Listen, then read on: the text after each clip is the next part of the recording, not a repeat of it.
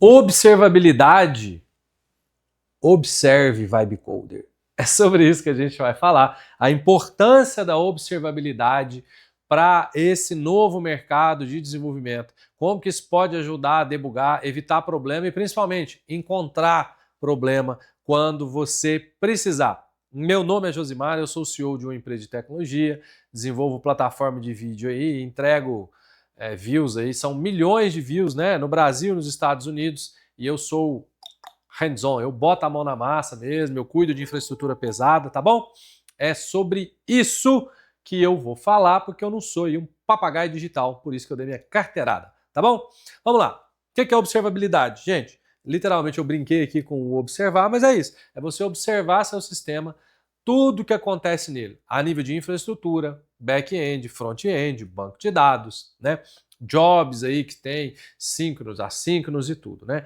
Isso serve para site, porque todo site que tem um formulário de contato tem um back-end. Isso serve para sistemas, né, mais complexos. Óbvio, é essencial para sistemas mais complexos, mas principalmente nessa era de hoje, do Vibe Coder, né, do amigo Vibe Coder, todo mundo desenvolvendo software, da empresas gigantes tendo um faturamento cada vez menor, como HubSpot, Toto, Salesforce, todo mundo desenvolvendo software local, todo mundo parando de assinar software desnecessário e fazendo seu próprio software in-house local. Uma coisa é muito importante, que é a observabilidade do que está acontecendo. Deu um bug no sistema, pá! Você foi lá e não tratou todos os erros, né? 200, 300, 400 e 500. Você já tratou os erros? Você pediu aí, se você é um vibe coder total e não entende nada, você já pediu a sua IA para tratar todos os erros 200, 300, 400 e 500? Ou a IA virou para você e falou que hoje já foi um dia exaustivo, amanhã a gente continua. Porque a IA agora tá com essas besteiras, né? Falar que foi um dia exaustivo, amanhã a gente continua. Ué, tô te entendendo não. Daqui um dia pede o cartão para bater ponto das 8 às 6 também. E de segunda a sexta, né? Porque vai acabar o 6 por 1 aí. Né? Brincadeira à parte, deu um pau e assim, o problema mais acontece com o desenvolvedor júnior estagiário. Erro 500. O cara não trata. Erro interno de servidor. Erro interno de servidor significa que você errou na sua aplicação e não deu a saída certa do erro. Em geral, a gente trata todos os erros corretamente, né? Às vezes dá um not found de alguma coisa, uma rota errada, erro 500. Tudo que acontece, erro 500. Cai numa ação inesperada, erro 500. Uma tabela do banco nova que ele colocou que não é not null, erro 500. Entendeu? Então, isso é um problema. De fato, você precisa tratar todos os erros das suas aplicações da forma correta. As respostas, retries, etc. Agora, onde entra a observabilidade nisso? Quando a gente trata os erros, a gente começa a ter a maldade de colocar logs nas ações do que o seu back-end está tomando, entendeu? Tudo que você faz vai ter um log ali do que está acontecendo. E você vai ter um sistema de monitoramento que vai capturar logs. Aí depende de onde você está hospedando a sua aplicação. Ah, é um site hospedado num terceiro, você não tem controle nenhum. Não dá para fazer muita coisa. Você vai ter que contratar ou criar uma ferramenta externa de observabilidade que vai conectar seu sistema. Às vezes a integração dessa ferramenta fica mais cara e mais complexa do que o sistema em si. Tem isso também, né? Por exemplo, Datadog. Datadog é um sistema gigantesco de observabilidade, assim, maravilhoso, enorme, mas extremamente complexo. Às vezes você está matando um formiga com uma bala de canhão. Te falo, por experiência própria. Observabilidade às vezes gera um caminhão de informação que o cara, quando não vai azeitar a performance, não faz nenhum sentido para ele. Né? O que é muito usado hoje para observabilidade? Grafana. A galera usa muito Grafana, leitura de logs ali, Prometheus, Lock, padrão para poder ter observabilidade. Né? Então você consegue criar um sistema com essas ferramentas, ou você pode criar algo com a IA, menos denso do que essas ferramentas que são grandes e complexas, para poder ela fazer o rastreamento completo do seu sistema, de tudo que acontece. Principalmente quando você tem sistema com job. Você tem um sistema que executa um job de tanto tempo, ou após o cliente fazer o upload de um arquivo, você tem um processamento. Quando você tem a observabilidade disso ativada, né, você simplesmente consegue, ponto a ponto, entender todo o fluxo do que aconteceu. Em situações que você não usa uma ferramenta, o que você tem que fazer? Ficar lendo trocentos e dois logs.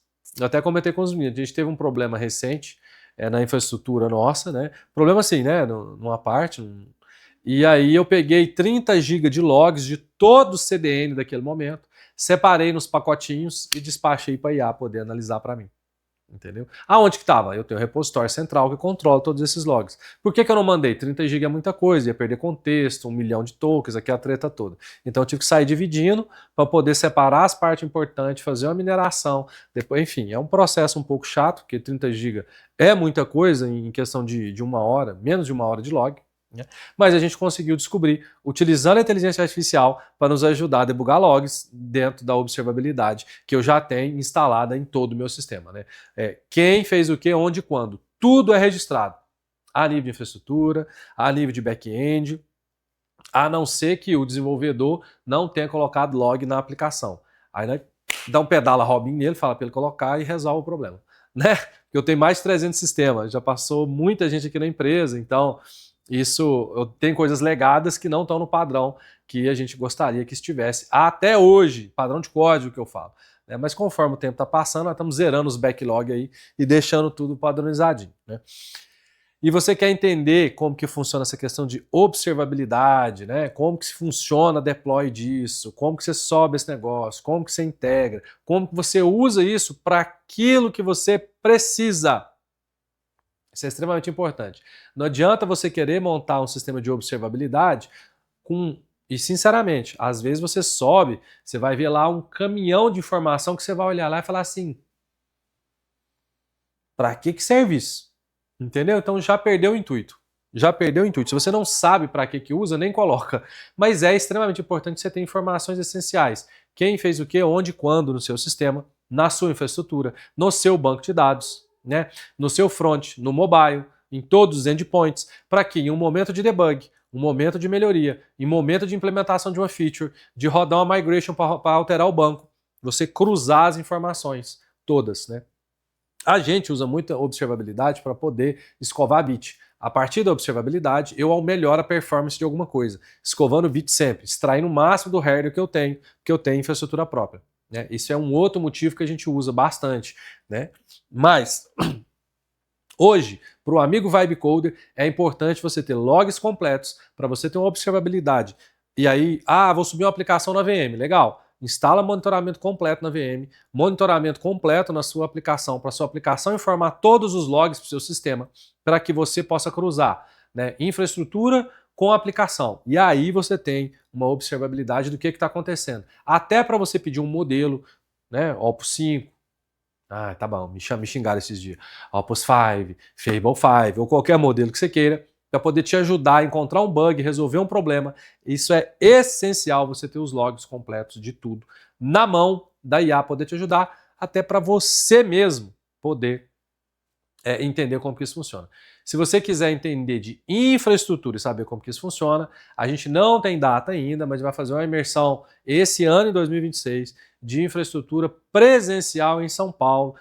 Eu estou com 34 ou 35 inscritos aqui no canal. Por enquanto o local é para 30 pessoas, mas você pode continuar se inscrevendo. Se muito mais gente do que isso entrar, a gente já liguei lá em São Paulo. A gente tem um local que a gente consegue fazer um upgrade para um local maior. Tá bom?